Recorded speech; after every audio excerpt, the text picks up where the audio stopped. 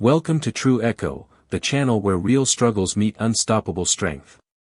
Today's story isn't just about a flight, it's about dignity, justice, and a mother whose quiet stand changed everything.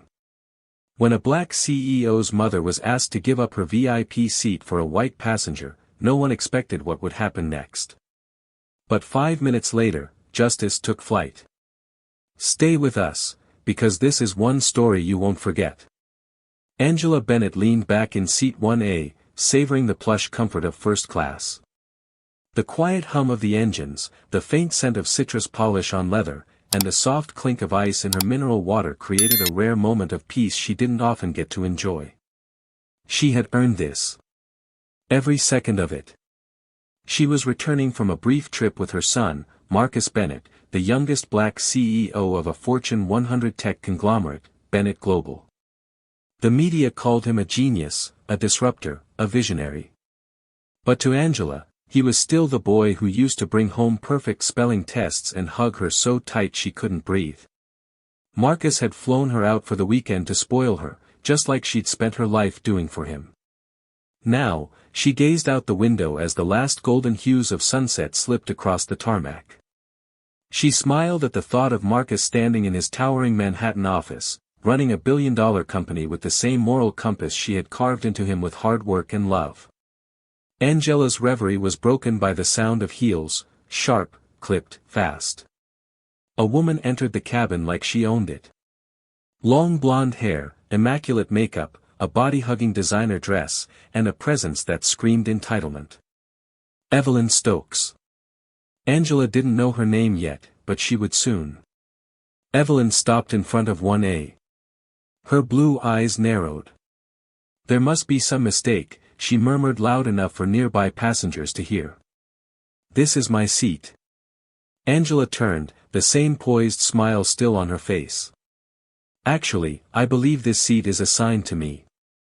Angela Bennett. It's on my ticket. Evelyn's lip curled. I always sit in this seat. I'm platinum elite. Surely someone of your... She paused, eyes skating over Angela's modest outfit. Circumstance understands the importance of respecting status.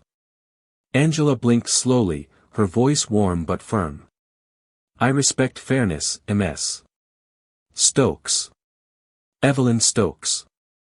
Well, Ms. Stokes, this seat was purchased in my name. If there's a mistake, I'm sure the flight attendant can sort it out. Evelyn didn't move.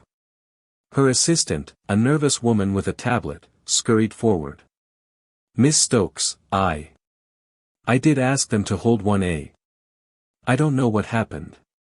What happened, Evelyn said, her voice sharp and slicing, is that this airline has clearly forgotten who keeps them in business. A moment later, a young flight attendant, Greg, approached, eyes darting from Evelyn to Angela. Ladies, is everything all right? Do I look all right? Evelyn snapped. I've been displaced from my usual seat by someone who clearly doesn't belong in first class. Angela's fingers tensed on her glass. Greg checked his tablet, his face paling. Ms. Bennett does have 1A reserved. I'm terribly sorry for the mix-up. Evelyn scoffed. Then fix it. Greg turned to Angela, lowering his voice. Ms. Bennett, we can move you to another premium seat. Still in first class. You'll be just as comfortable. Angela's gaze hardened. No, thank you. I prefer the seat I reserved. There was a beat of silence. Greg hesitated. Evelyn didn't. Do you know who I am? This is not over a seat. This is about principle. Angela's voice cut through the air, low and sure. Exactly. And I'm staying right here. Tension rippled through the first-class cabin like a static charge before a storm. Other passengers turned their heads slightly, pretending not to stare. Greg swallowed hard and hurried off to get a supervisor. Angela exhaled slowly and returned to her glass of water. She had endured worse in her life than passive-aggressive insults wrapped in silk and perfume. Evelyn stood there, arms folded, radiating outrage, while her assistant, Linda, shifted uncomfortably behind her. Moments later, Deborah Lane, the flight supervisor, arrived. She approached with the brisk efficiency of someone used to smoothing over rich people's tantrums. Her eyes went straight to Evelyn. "Ms. Stokes, I understand there's been an issue." Evelyn didn't even glance at Angela. "She's in my seat." Deborah nodded sympathetically and turned to Angela. "Ms. Bennett, I understand this may be inconvenient, but Ms. Stokes is one of our most loyal customers. We'd be happy to upgrade you to an alternative seat in first class." Angela smiled gently, the kind of smile that came from years of swallowing slights and choosing dignity. "Deborah, I appreciate your attempt to mediate. But this is not about convenience. It's about principle. I reserved this seat. I paid for this seat. And I will not be moving." There was a pause. Deborah hesitated. Evelyn's voice, dripping venom, cut through the air. "Let me say what your airline clearly won't, I shouldn't have to sit behind people like her." The words hung in the cabin like a bad smell. Even Deborah flinched. Angela said nothing for a moment. Then she calmly reached for her bag, pulled out her phone, and dialed. Across the country, in his sleek glass office, Marcus Bennett's phone buzzed. "Mom. Is everything okay?" Angela spoke with deliberate calm. "Marcus, I'm on the plane. A woman demanded I give up my seat because I don't fit in. The crew is pressuring me to move." There was silence on the line. Then Marcus's voice, cold and controlled. "What's the airline?" Angela told him. Marcus's voice dropped. "I'll take care of it." He hung up. Marcus Bennett didn't waste a second. Still standing in his corner office overlooking Manhattan, he swiped to his executive contacts and called Edward Harris, CEO of the very airline his mother was flying. Edward picked up quickly, cheerful as always. "Marcus. What a surprise." Marcus didn't return the sentiment. "Edward, your flight crew is pressuring my mother to give up her reserved first-class seat to accommodate a racist passenger. I need this fixed. Now." A heavy pause followed. "Marcus, I'm so sorry. I had no idea." "I'm not asking for apologies," Marcus said. His voice remained calm, but there was a storm underneath. "I'm asking for action. My mother is Angela Bennett. That name should mean something to anyone who values basic respect. 5 minutes. That's all I'm giving you." He hung up without waiting for a response.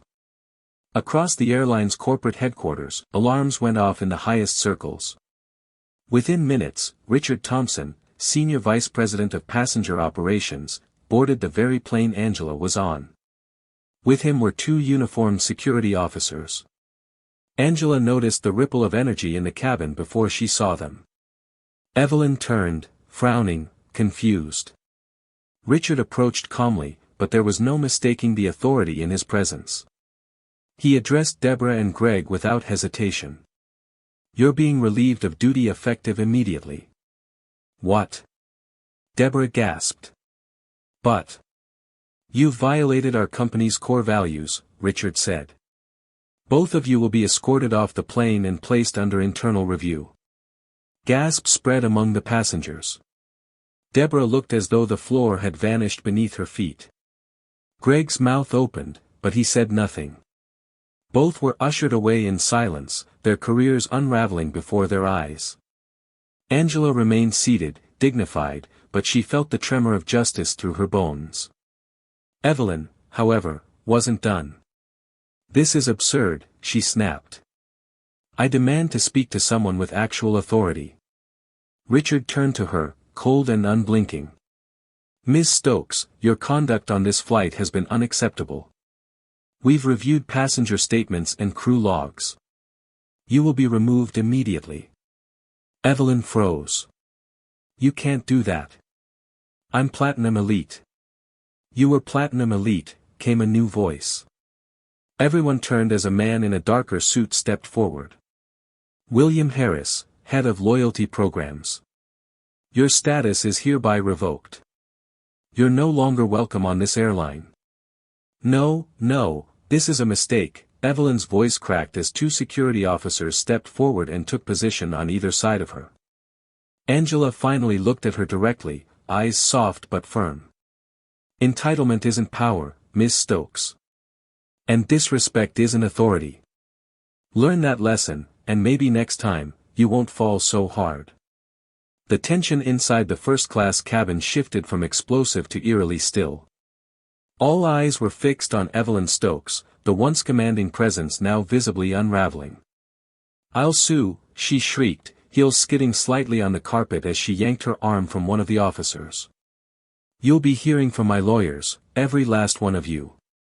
Passengers winced. A mother nearby shielded her child's eyes as Evelyn flailed, her voice rising into hysteria. But the guards remained firm, their grips tight but measured. William Harris, unbothered by the threats, spoke one final time. "Ma'am, this flight cannot continue with a disruptive passenger on board.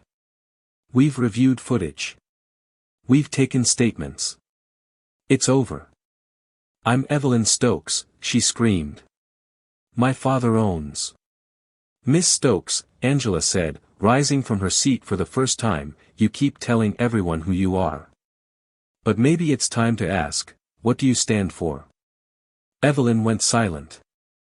Not because she respected Angela, but because for the first time, there was nothing else to say. Her words had lost their weight. Her threats meant nothing. She had mistaken Angela for someone powerless, and in doing so, revealed the ugliness of her own soul. As the guards finally escorted her off the plane, Evelyn's final screams were drowned out by the hiss of the cabin door sealing shut. And just like that, she was gone, dragged away not by force, but by her own arrogance. The silence that followed felt like a sunrise after a violent storm. Then, slowly, clapping. It began with the elderly woman across from Angela. Then a middle-aged man. Then a young woman traveling solo. Within seconds, the entire first-class cabin was on its feet, applauding Angela not for retaliation, but for her dignity, restraint, and quiet strength. Angela sat back down, hands folded in her lap, eyes misty. She didn't need revenge. This moment was enough. Greg and Deborah were gone. Evelyn had been removed. But Angela knew this wasn't the end, it was only the spark. She reached again for her phone and texted Marcus. "It's done. She's gone. And I'm okay." Marcus replied almost instantly. "It's not done, Mom. I'll call you tonight. Love you." Angela smiled. She didn't know what he meant just yet. But she knew Marcus, and when he said something wasn't finished, that meant something big was coming. While the plane ascended into the dusky sky, leaving Evelyn's screams on the runway below, the mood in the first-class cabin transformed. Conversations, once stifled and awkward, resumed, this time with reverent glances toward Angela. A few passengers quietly nodded her way. One woman whispered, "That was incredible." A man across the aisle added, "You made history today, ma'am." Angela offered only a soft smile in return, placing her phone gently back in her purse. But deep inside, her heart was full. Not from pride, but from something more sacred, validation. Every sacrifice she'd made. Every moment she'd felt invisible. Every quiet battle she'd fought for her son to rise above the ceiling she could never crack. She looked out the window, her eyes resting on the clouds, and whispered, "Thank you, Marcus." Miles away, in the heart of New York City, Marcus Bennett stood before a stunned boardroom at Airline headquarters. Edward Harris, red-faced and clearly shaken, had summoned his top executives for an emergency late-night session. Marcus's voice was clear, controlled, but unflinchingly sharp. "This wasn't just an unfortunate incident," he began. "This was a symptom of a broken culture. What happened to my mother today isn't rare. It's just the first time you were forced to face it, because someone with power made it visible." One executive shifted uncomfortably. Another rubbed his temple. Edward tried to interject. Marcus, we take this very seriously. I'm not here for platitudes, Edward, Marcus cut in. Bennett Global is one of your biggest corporate clients. We've invested over $75 million in corporate travel with your airline in the last 18 months alone. If my mother, an elderly black woman, is pressured to vacate her seat because a white woman claims to be more deserving, then that tells me everything I need to know about your training, your leadership, and your values. He paused, letting the silence weigh heavy. So here's what's going to happen, he continued. Effective immediately, I want a full-scale overhaul of your passenger services policy. That includes bias training, anonymous incident reporting protocols, and a full review of elite passenger privileges. And I want it in writing, before the press conference. One executive protested, this level of reform in such a short window is. Marcus raised a hand. You have 6 hours. No one spoke again. The next morning, the headlines hit with the force of a sledgehammer. CEO demands reform after mother faced discrimination on flight. Bennett Global freezes $75 million contract pending airline apology. Marcus Bennett, my mother deserves respect, so does yours. By midday, a press conference was announced. The airline's CEO, Edward Harris, stood beside Marcus Bennett on a nationally televised broadcast. The backdrop was crisp and minimal, no branding, no distractions, just the weight of truth. Edward's voice trembled with genuine remorse. We failed Angela Bennett. But worse, we failed our principals. Today, I am announcing a top-down review of our company's culture, beginning immediately. And I thank Marcus Bennett for holding us accountable. Then it was Marcus's turn. He stepped to the mic, dressed not in a luxury brand but in a plain tailored suit his mother had helped pick out years ago when he got his first boardroom job. His voice carried not anger, but clarity. What happened to my mother happens to black people, elderly people, and those society deems less than every single day. But the only reason this made news is because I had power to push back. What about the millions who don't? The cameras clicked rapidly. His next word struck deep. Today isn't about vengeance. It's about standards. If a company claims to serve people, then dignity must be non-negotiable. The room erupted in applause, not just from journalists, but from staff members, security, even competitors who had come to witness the event. Angela watched it all from her quiet living room in Atlanta, curled on the couch with a cup of tea. Tears welled in her eyes as she heard Marcus speak, not as a CEO, but as her son. And when he ended with, the strength I have today comes from a woman who never raised her voice, but never once sat down when it mattered, she wept. Not because she was sad, but because she had lived long enough to see the fruit of every painful moment finally bloom. 3 days after the press conference, a letter arrived at Angela Bennett's home by courier. It bore the gold seal of the airline's executive office.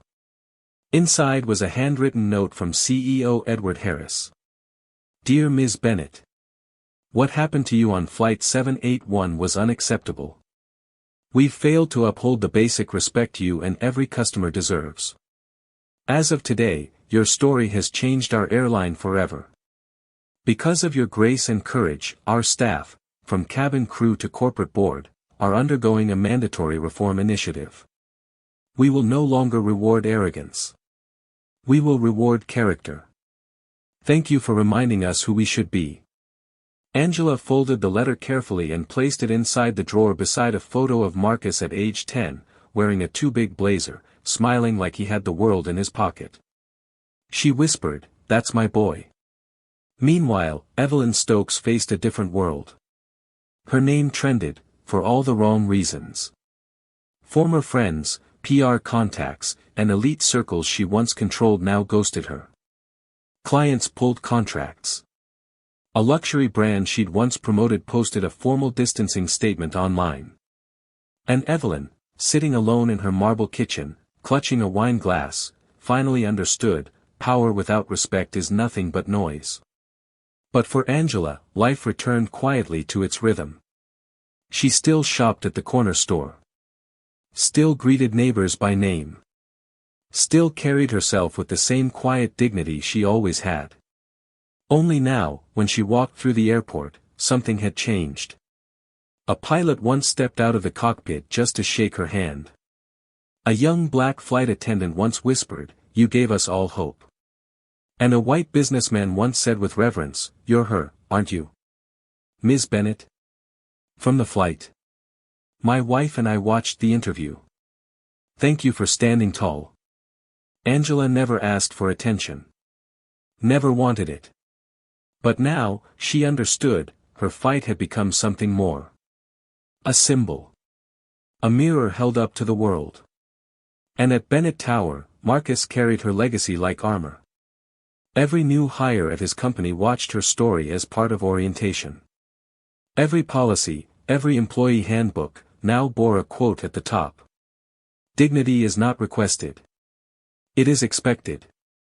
Angela Bennett.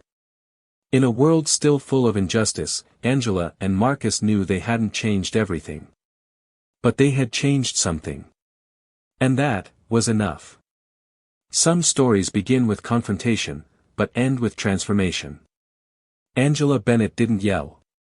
She didn't threaten. She didn't beg. She simply stood in her truth. And her son, with all his power, chose to stand behind her values. Let this story remind us that strength doesn't always roar. Sometimes it simply says, "I deserve to be here." If this story moved you, don't keep it to yourself. Like, share, and subscribe to True Echo for more powerful, real-feeling stories that uplift and inspire. And tell us in the comments, have you ever had to stand up for your dignity when no one else would?